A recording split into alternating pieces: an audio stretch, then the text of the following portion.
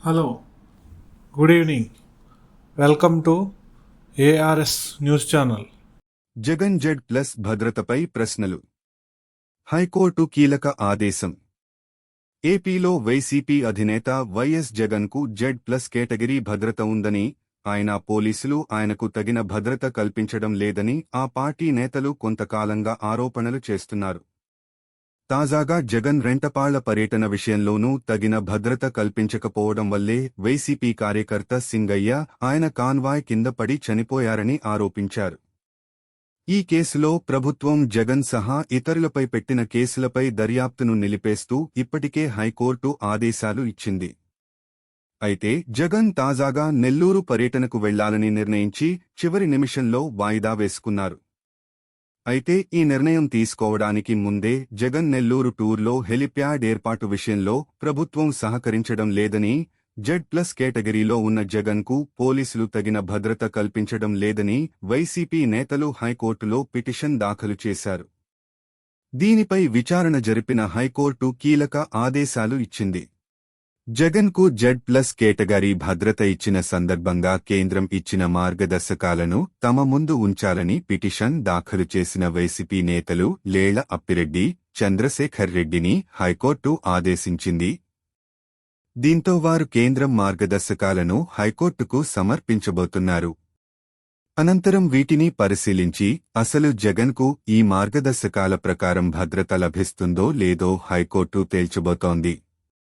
ఇది తేలితే జగన్ రెంటపాళ్ల పర్యటన సందర్భంగా జెడ్ ప్లస్ భద్రత కల్పించారా లేదా అనేది కూడా తేలిపోనుంది. దీంతో ఇప్పుడు హైకోర్టు ఇచ్చిన ఆదేశాలు కీలకంగా మారాయి. వాస్తవానికి జగన్ నెల్లూరు టూర్ వాయిదా వేసుకున్న నేపథ్యంలో ఈ పిటిషన్పై విచారణ నిరర్ధకం అవుతుందని, దీన్ని కొట్టేయాలని ప్రభుత్వ న్యాయవాదులు కోరారు.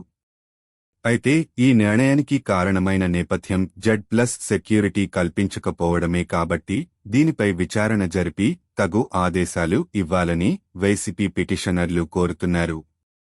హైకోర్టులో విచారణ జరగ్గా జగన్కు తగిన భద్రత కల్పించడంలో రాష్ట్ర ప్రభుత్వం నిర్లక్ష్యం చేస్తోందని పిటిషనర్ తరఫున లాయర్ వై నాగిరెడ్డి వాదనలు వినిపించారు.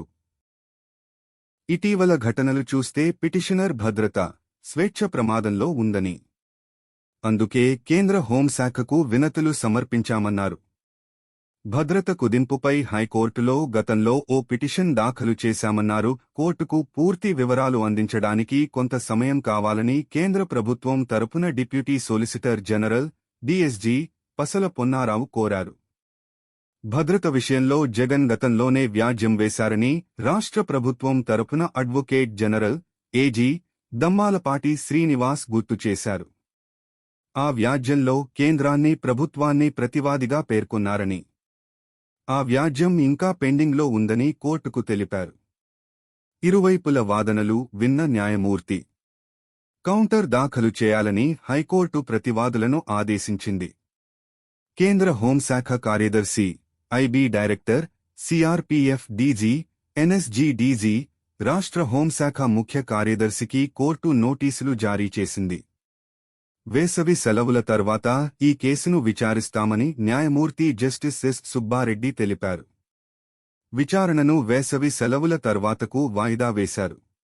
కూటమి ప్రభుత్వం అధికారంలోకి వచ్చిన తర్వాత వైఎస్ జగన్ భద్రత విషయంలో నిర్లక్ష్యం కనిపిస్తోందని వైఎస్సార్సీపీ ఆరోపిస్తోంది. గతంలో గవర్నర్ను కలిసి వినతిపత్రం అందించారు. అలాగే సెక్యూరిటీ విషయంలో లోపాలు ఉన్నాయంటూ హైకోర్టును ఆశ్రయించారు.